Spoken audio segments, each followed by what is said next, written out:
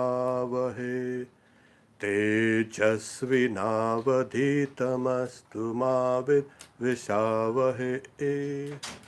Om Shanti Shanti Shanti. Katha Upanishad. We have seen the illustration given of a chariot, the rider of the chariot, and the components of the chariot. And the body and the mind and the senses are likened to the chariot and its various components. Well, we've asked, what is the goal of this? We have been asked to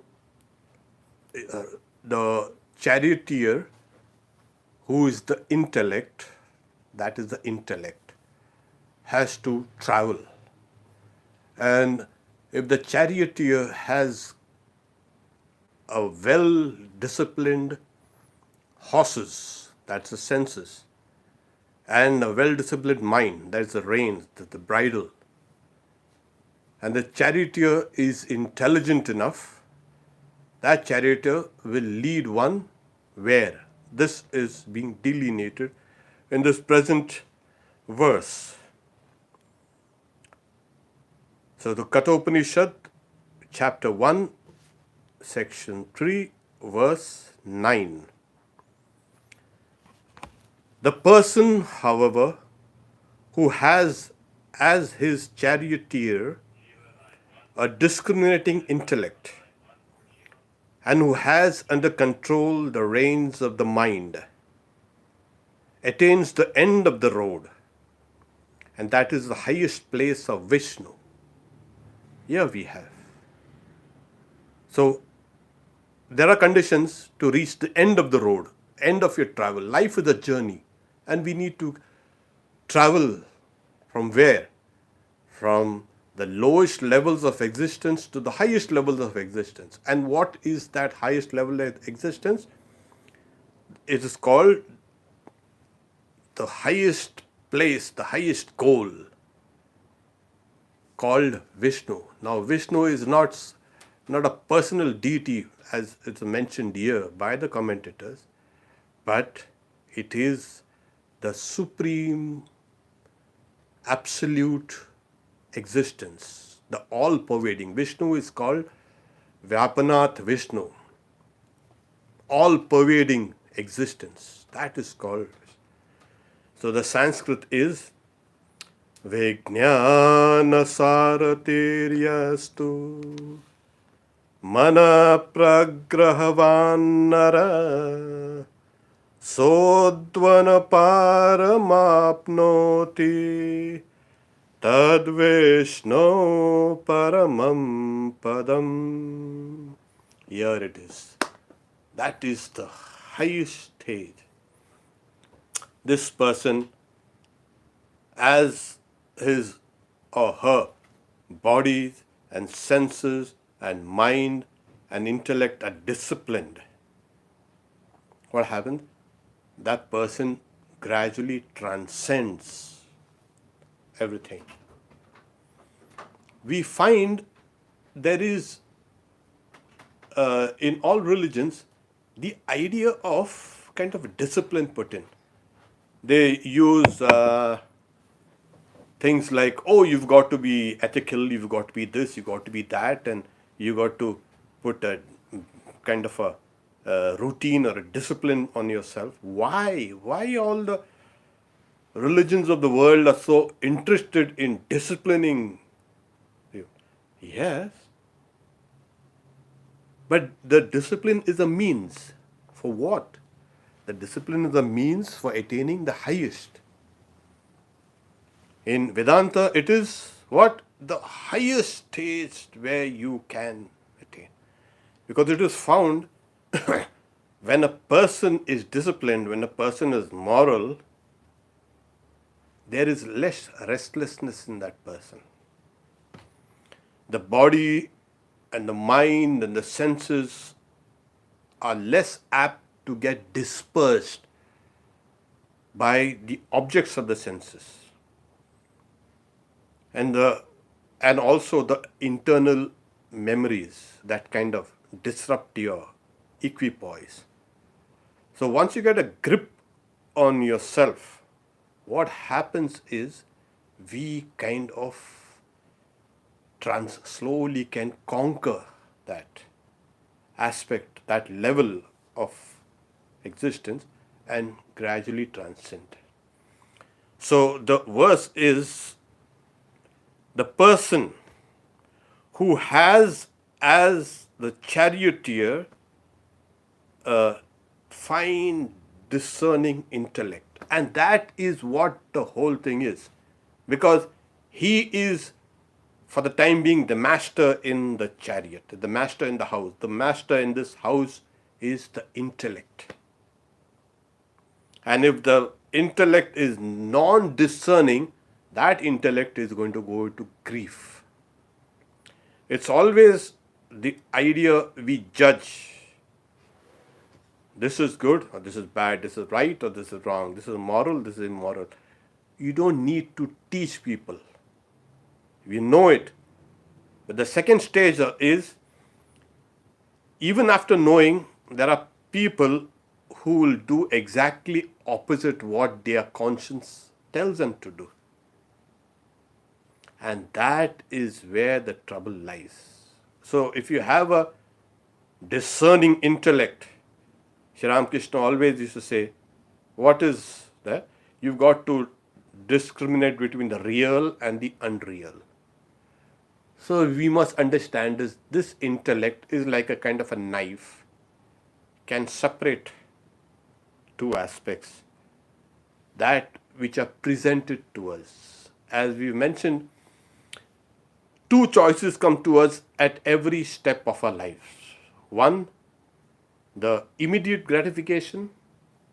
One is the long-term pleasure. Or one is temporary pleasure and the everlasting perfection. What are the Sanskrit words for those two? Shreyas and preyas, these two.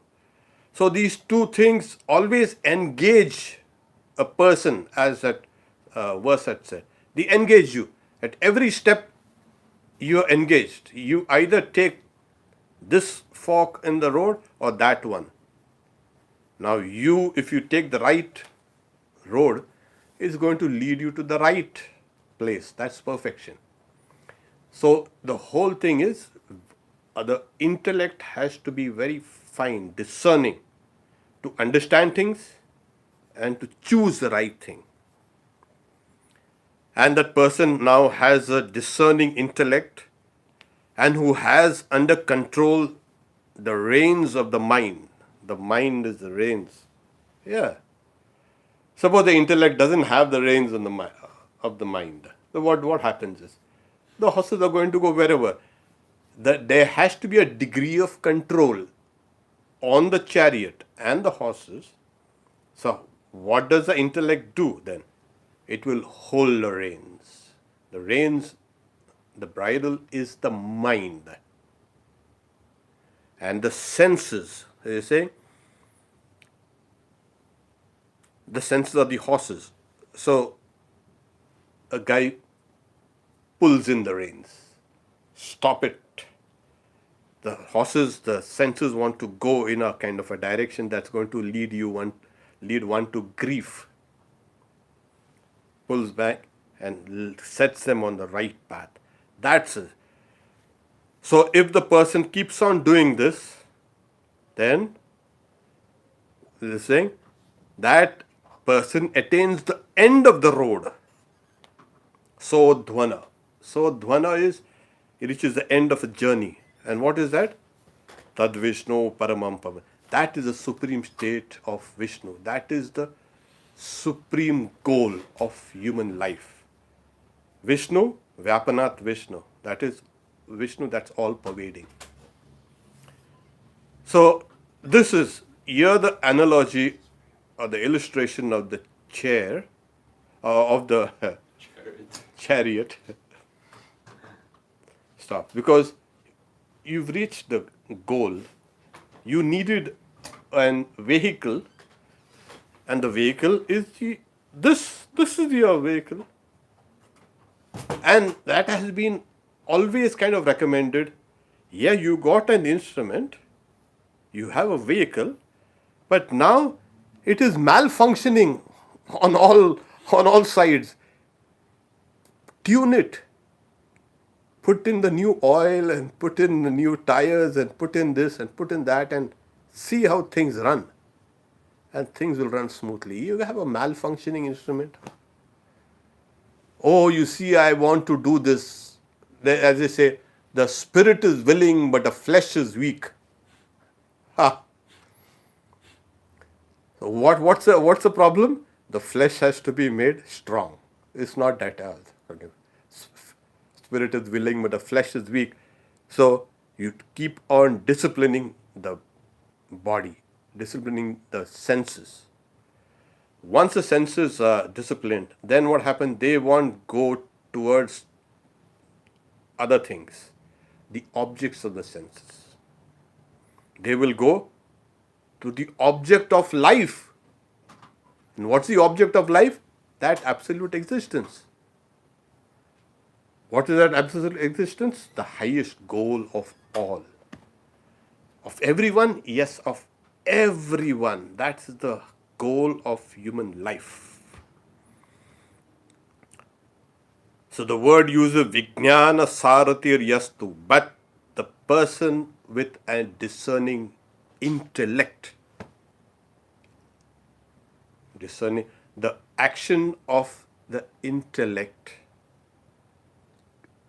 arises, from that arises what is called willpower or attention or determination. In Sanskrit it's called adhyavasaya, decision. You decide and you move forward. If you are going to be indecisive, should I drink this or no? Should I do this or no? Should I eat this or no? You decide. If you want to eat this or no, don't be indecisive.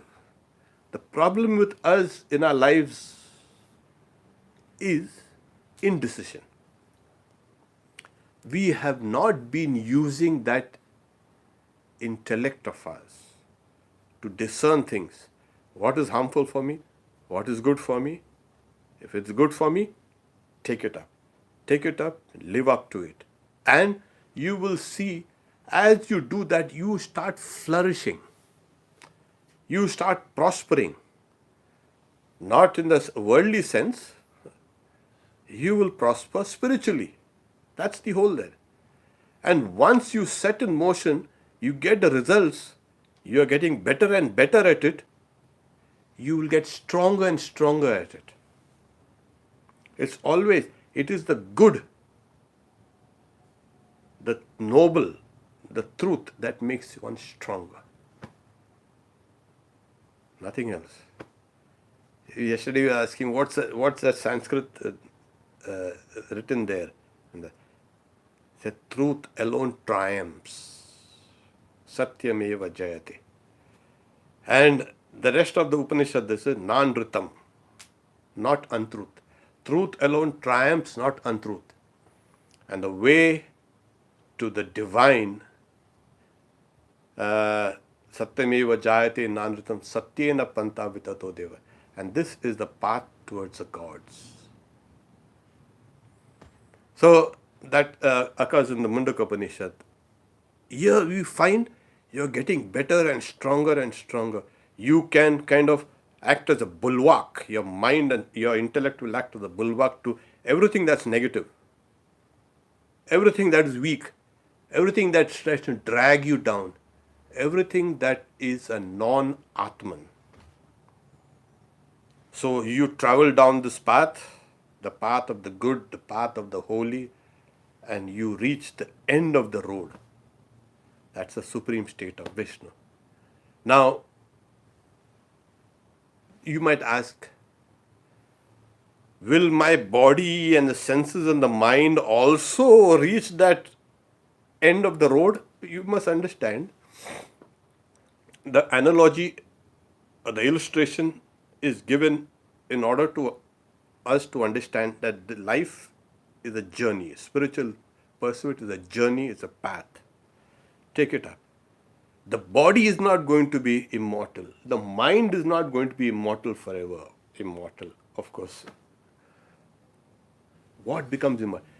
There is another entity, as we have mentioned, the rider in the chariot, the passenger.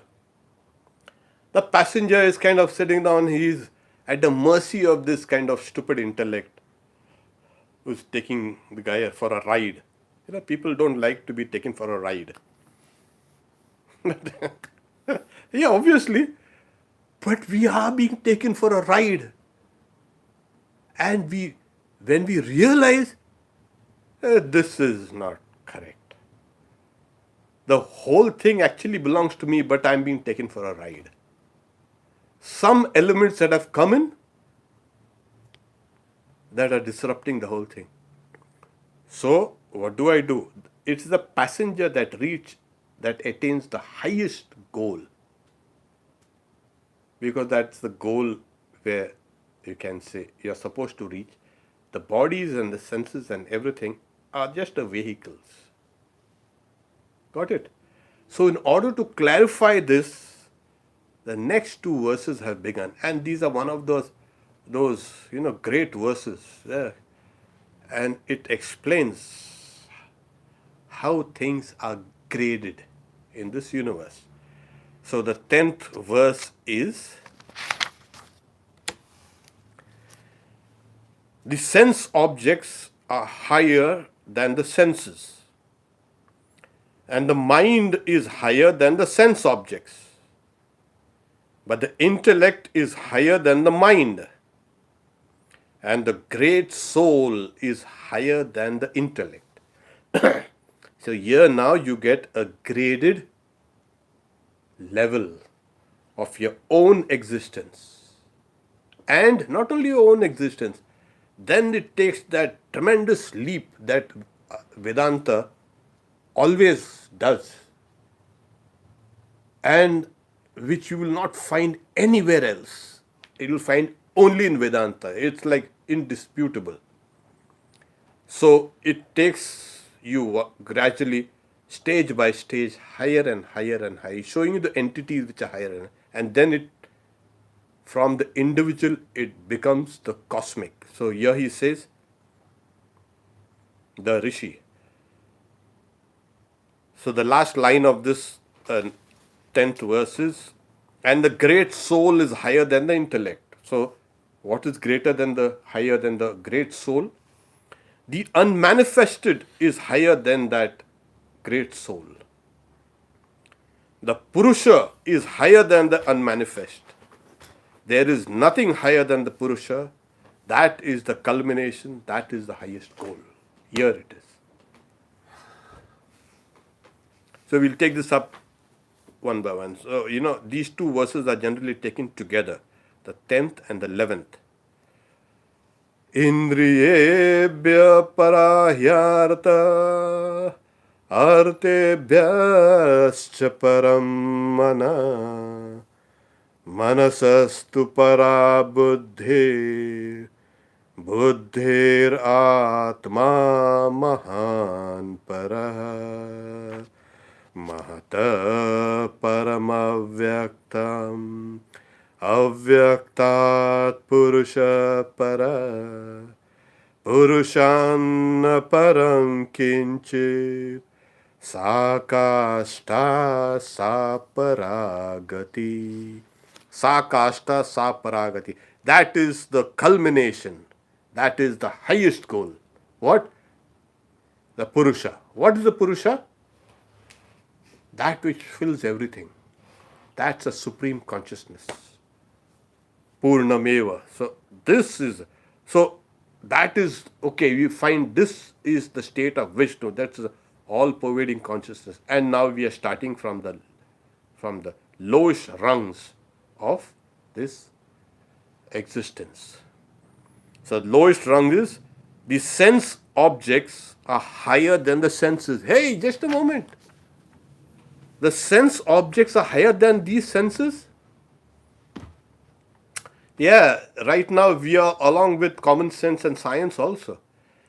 it is in order to experience this environment, this living organism developed senses. Yes. In order to see light, you develop eyes. So why? Because it has to survive in this environment.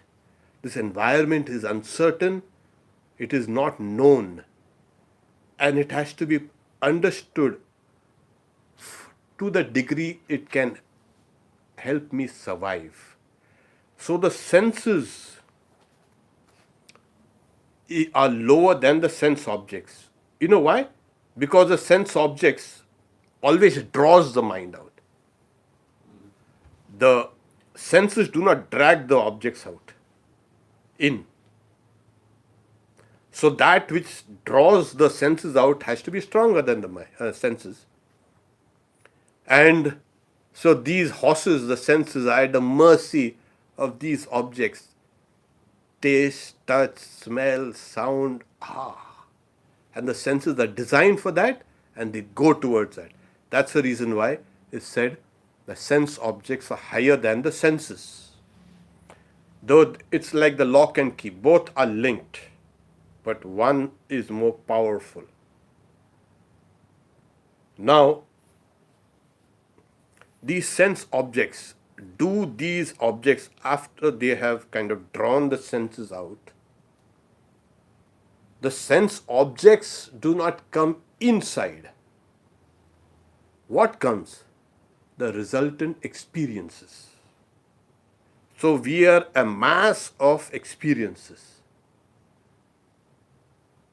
Now, these mass of experiences are obviously higher than the senses. That's the next argument.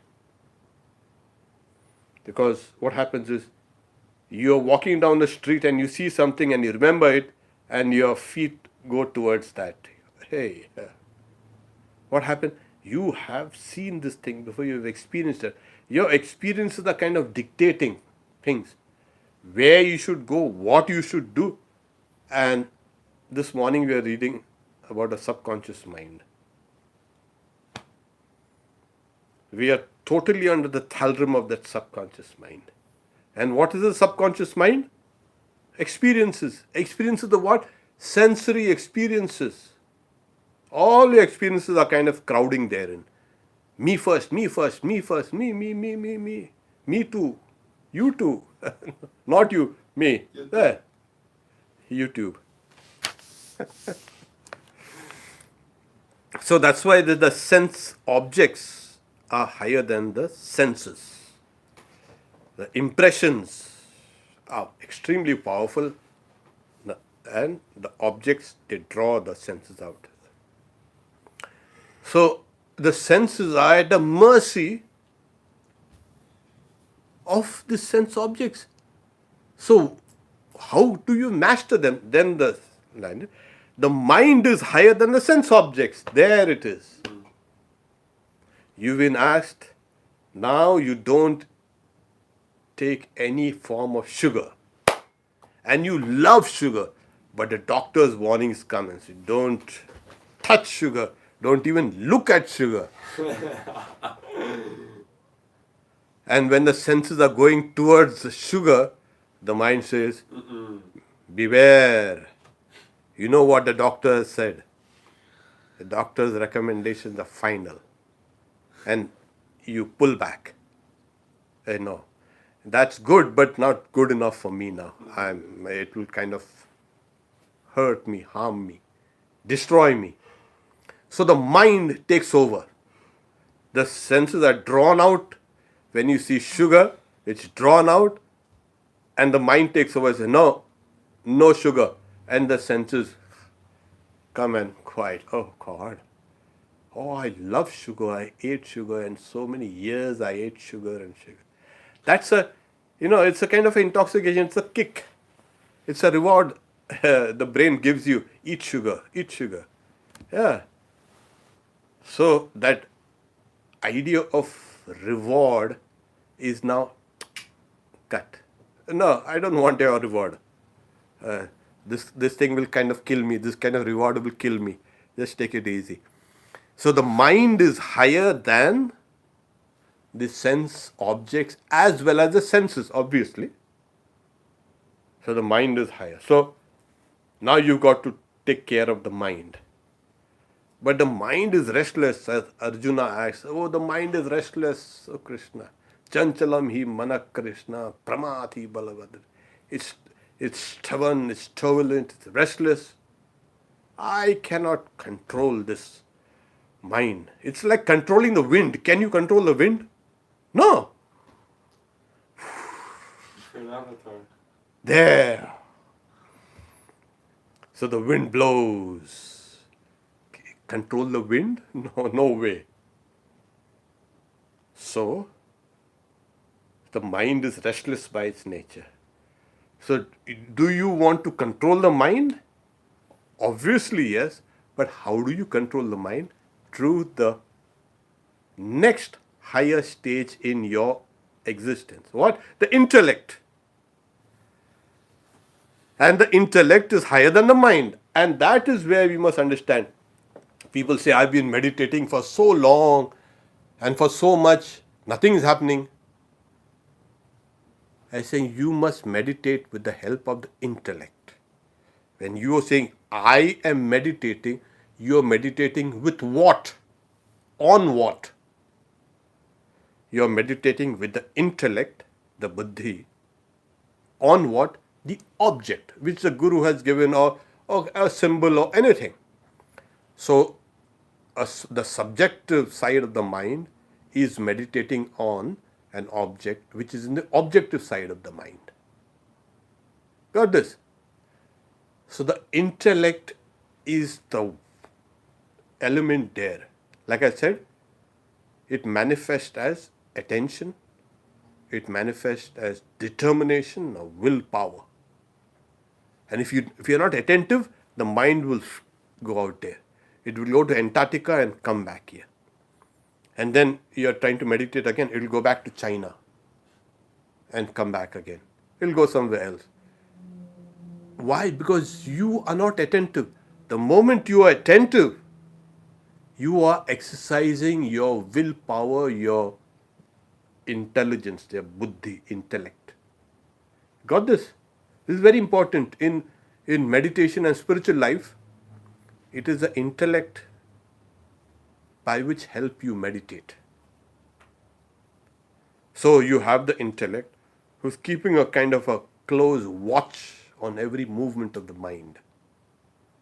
It's like a sentinel. And if this intellect has kind of got this discerning faculty, this is not right, cut this out. This is right, increase this. Slowly it will lead the mind to the right path. And the mind is like a child. It has been spoiled. And the child has to now it has to grow up. It has to grow up. It cannot be a child anymore. And most of us, our minds are like spoiled children. We have not let the mind grow. And how does the mind grow? There's a guy behind you who's the boss. Okay.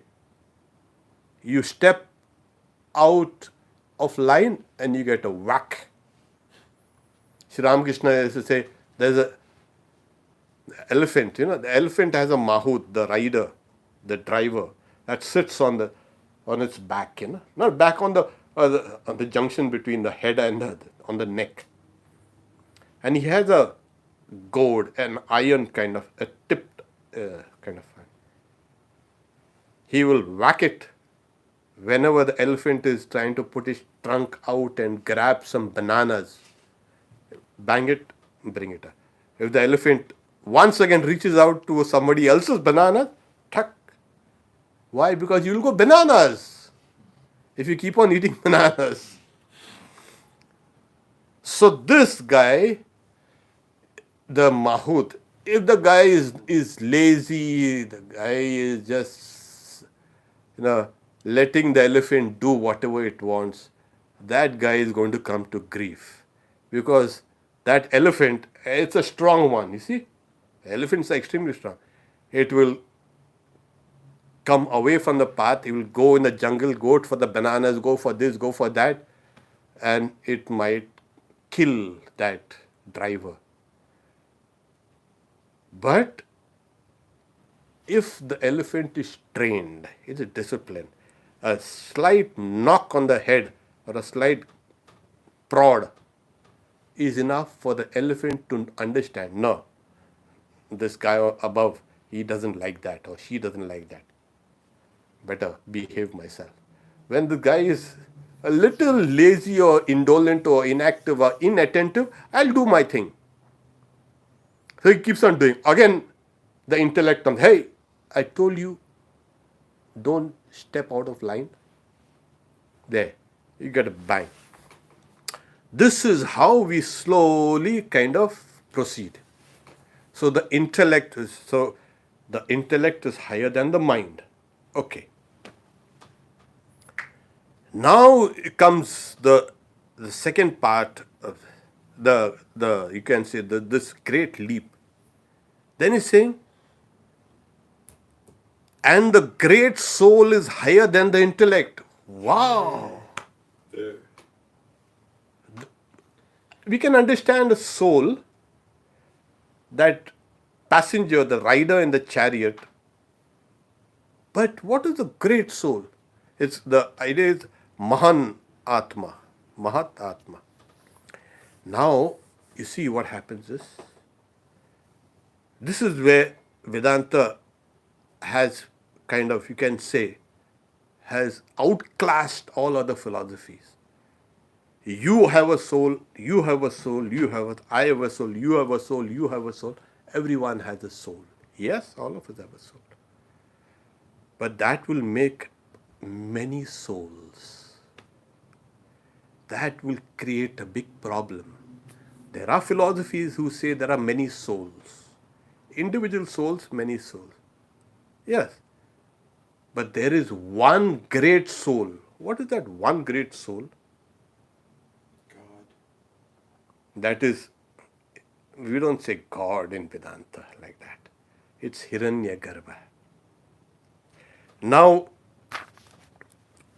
we are individual souls. All individual souls are looked at as the collective. Got this? So from the individual, the Upanishads just pushes one to the universal, to the collective, to the cosmic. Wow! But what about me? What about you? And who are you and what is your... There are so many yous and so many I's and so many this thing. There has to be some sense in this universe, some kind of plan, some kind of direction. What about me? What about my joys and sorrows? Oh, be quiet.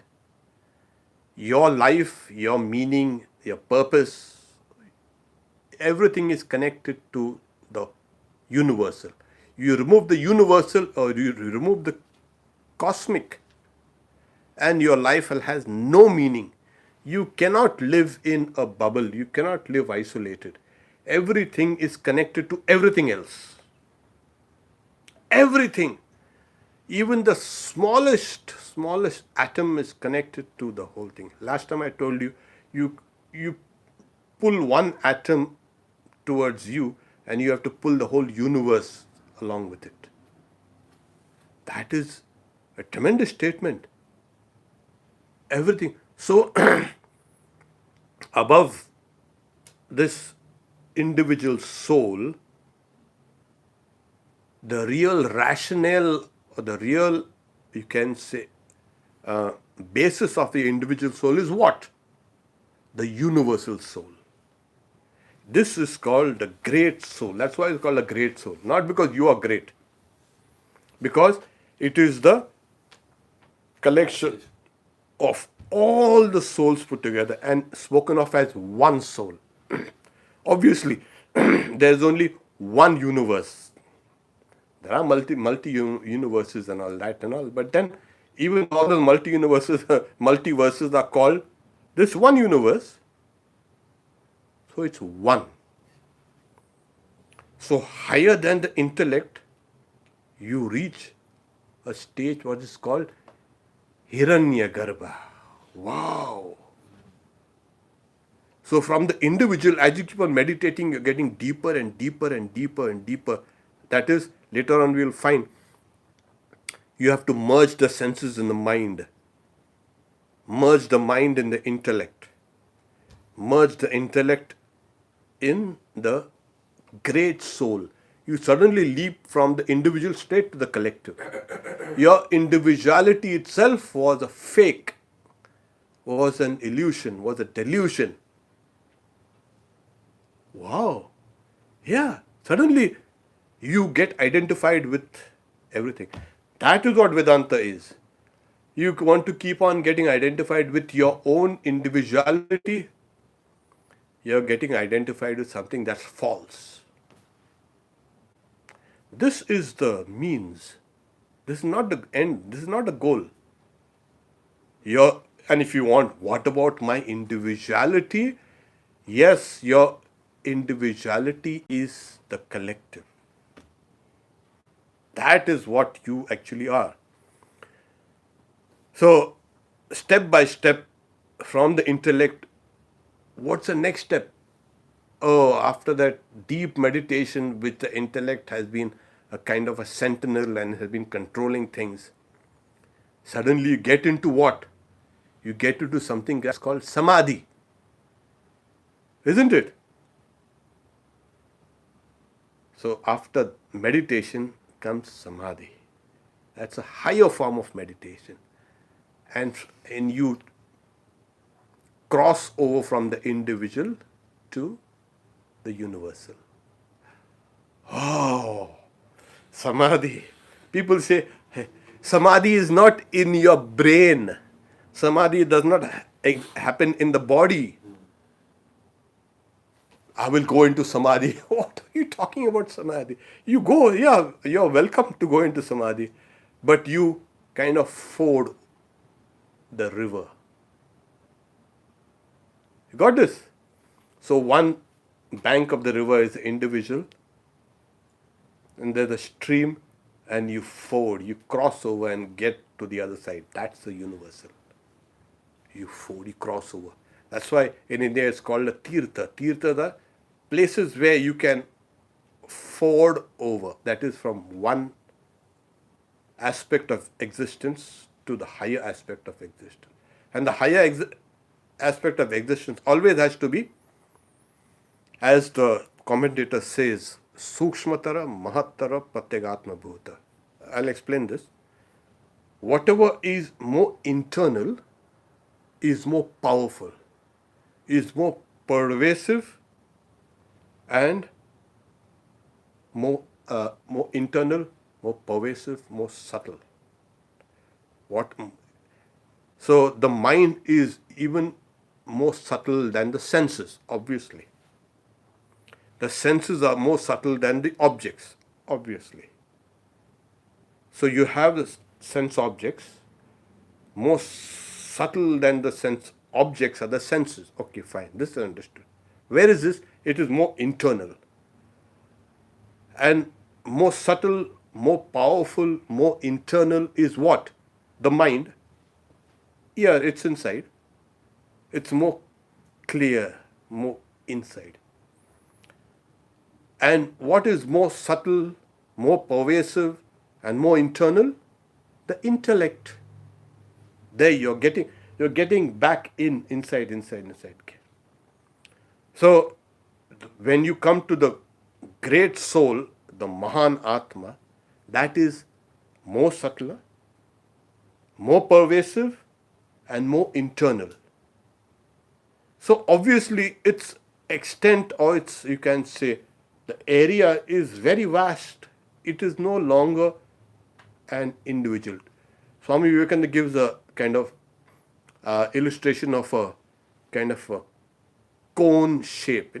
The lowest point of the end of the cone or the tapering object, as you can say, is the body. And higher you go, and as you go higher and higher, it kind of opens up higher and higher and higher and higher. So this existence, absolute existence, becomes relative by modifying itself, becoming more and more gross and grosser and grosser and grosser and grosser and grosser, till it comes down to the body. That is what it is. So we have a tapering existence. We are going higher and higher and higher. So when you come down to the great soul, Mahan Atma, wow, what is that? That is called the Hiranyagarbha, the golden womb. That is, who is that and what is that? That is the cosmic, subtle aspect of the cosmic person, cosmic entity. Okay? We don't worry. It kind of, it's taking us out of a comfort zone. And that's what Vedanta does. Don't run into your hole, that small hole that you have built, like that foxhole, You get inside and it's dark and Comfy. Comfy. it's comfy, but you don't know, you haven't come out and seen the light. It's more comfortable outside. So come out of your foxhole or your rat hole or whatever. So the Upanishad is trying to draw us out into higher and higher aspects of our being. Not only your being, everyone's being. It's being, just existence. It's trying to pull you out, come over. And it's showing you that your lowest tapering point of existence is the body, the foxhole. We have got into the foxhole. This is the foxhole. We have got into it, and now we've got to emerge out of that foxhole. And when you come to the highest point in that foxhole, the mouth of the foxhole, you emerge out in the sunlight. And that sunlight is called Hiranyagarbha. Wow. This much is understood. The rest of the 11th verse, it's a little more subtler than that. Yeah. There are another 2 or 3 levels. So we'll get down to, do we have time? I think we can stop here for now. We can take this up next Wednesday, because this I have to lay down a kind of an argument. Why from the individual Vedanta is taking us straight to the cosmic or to the universal. So that is actually the path. When it was mentioned, that is the supreme goal, the supreme state of Vishnu. It is not an individual state of existence. It has nothing to do with individual. We are all part of that vast mass of existence. And Vedanta has to show you the very first thing where you actually, really and truly have your being. And if it doesn't, then no point in studying Vedanta. All other philosophies and all other kind of popular culture and folk, you can say, wisdom, is telling you, oh, this is your body, take care of your body. There's a wellness and hellness and hellness. All this rubbish. Just get out of this kind of trap. The whole world is trying to trap you in that foxhole of your body. And Vedanta is trying to draw that fox out and teach it that you don't need to be here. You need to be there. And it will situate you in that existence, that massive universal existence. If that wasn't true, then your life has got no meaning. What wellness for what? You'll eat some more ice creams and eat some more chocolates. Is that life? That's a sensory life. And we have, as you see, we have already transformed ourselves and transcended those levels. So we come out of our own individuality and become truly what we are. So these two verses show us the stages of that journey, that travel, because it has to delineate what is the goal like. That's the highest goal. What's the goal like? Om Shanti Shanti Shanti Harihi Om Tat Sat Shri Ram Krishna Arpanamastu. So we have tomorrow the Bhagavad Gita, and those who at 7:30, 7:30 p.m. and today's gospel reading will be given by Swami Atma Tattvananda Shiva, at 7. 7:30.